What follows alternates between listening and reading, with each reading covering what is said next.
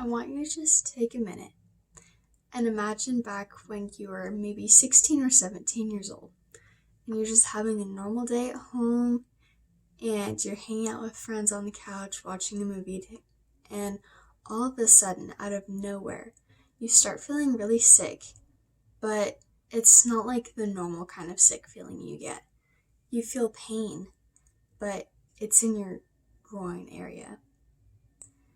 But unfortunately, you feel clueless and don't know what's going on because you've never had a proper sex education. So, what do?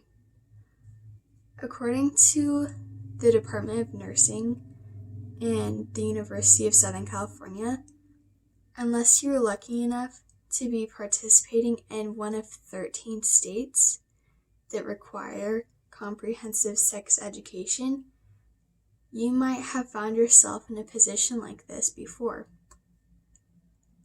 My name is Savannah Hirsch, and I believe that everyone should have the opportunity to have a scientifically supported and comprehensive sexual education.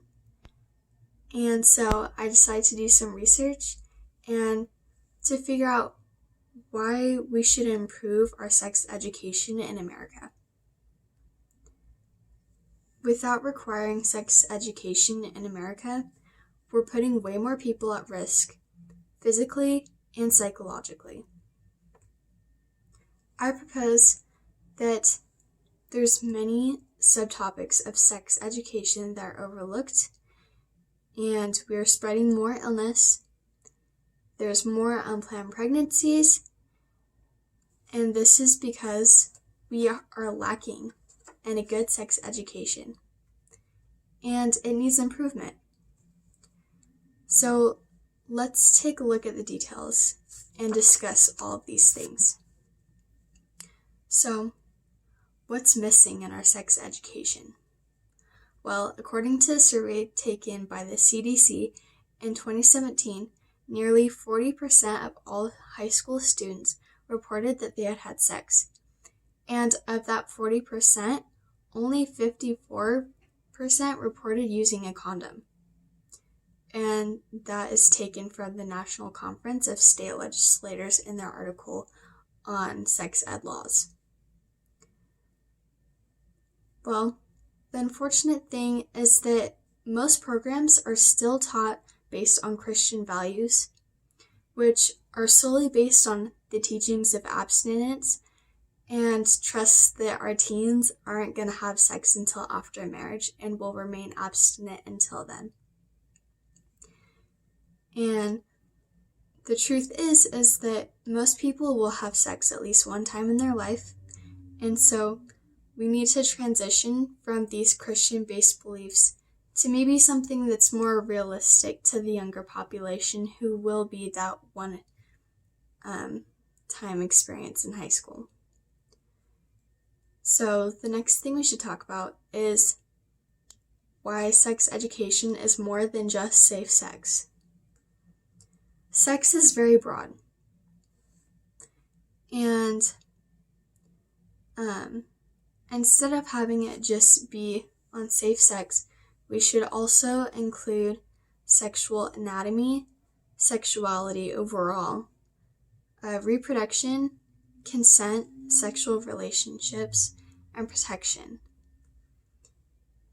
Not only are we putting people at physical risk sexually, we're also putting them at risk emotionally because we overlook talking about human sexuality, sexual relationships, and what consent means, and what happens when consent is not given.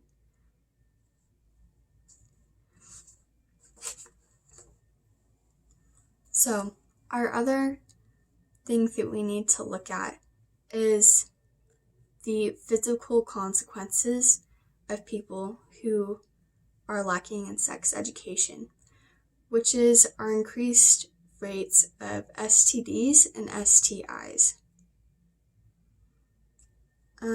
According to the National Association of School Nurses, rates of sexually transmitted infections are at an unprecedented high in the United States, and more than half of newly acquired infections occur among adolescents and young adults.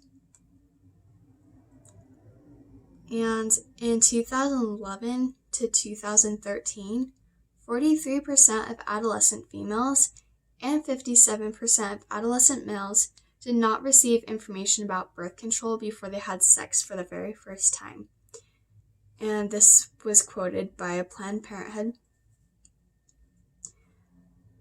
So if teens were maybe more educated in their early years, we'd be able to know more about transmitted diseases, what disease transmission means, prevention, and how to treat these infections and diseases.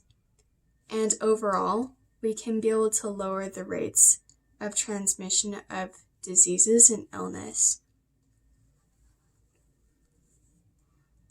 Moving forward and taking a look at teen pregnancy. 1/3 of all unintended pregnancies were to young women in their 20s. 86% of pregnancies among unmarried women in their 20s were unplanned. And this source was taken from Advocates for Youth. And it really just explains that most of the people who do have unplanned pregnancies are in their 20s, and most of the people that did get pregnant in that time, a whole 86% of them did not plan to get pregnant.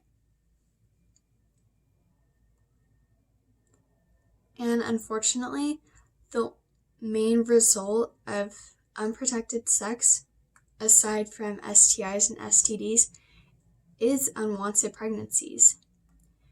You either have to keep the child or give it up, or maybe result to having an abortion.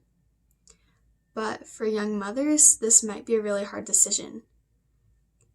And without a completed education on how to handle these situations, for many young women who may be in poverty or are not suitable to raise their own children, may go and seek out backstreet abortions or have to give up their children for adoption. And I know that many of these ideas may be very controversial to a lot of parents or even younger people. And so maybe we can ask, well, what about the parents? Why wouldn't they want to teach their children sexual education? Why can't we leave it up to them? I'm sure their parents of these young kids want to be able to teach them what they believe is right or wrong. But the truth is that there is a lot of people who don't have medically proven or comprehensive knowledge to provide sex educations for their younger children, and they may never be held accountable either, because we can't force these teachings to be taught in the home. There's no way to mandate it. So, in conclusion, teaching sex education is really important, and it's effective. But the problem is that we still need to make huge improvements.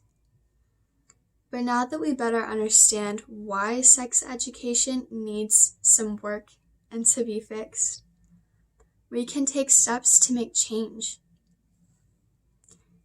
And by creating mandatory education, we can help teach and prevent STDs, STIs, and unplanned pregnancies, and be able to protect our youth physically and psychologically. So starting today, I want you guys to use your voice and advocate for better sex education so that we have a brighter future in the next generation. Thank you.